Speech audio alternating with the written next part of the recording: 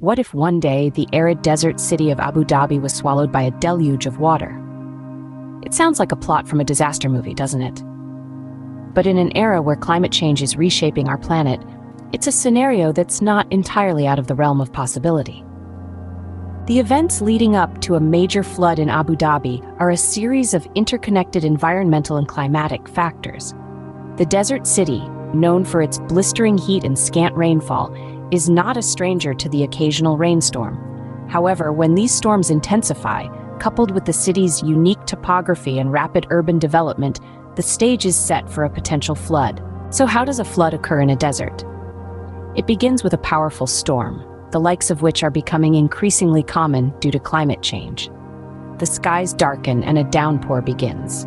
The parched desert soil, unaccustomed to such an onslaught of water, struggles to absorb it.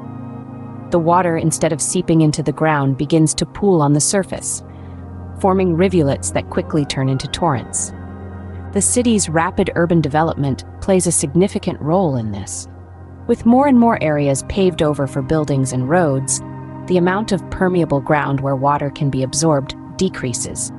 The water has nowhere to go but to flow over the surface, causing localized flooding. During the flood, the city's infrastructure is put to the test. Roads become rivers and low-lying areas are inundated.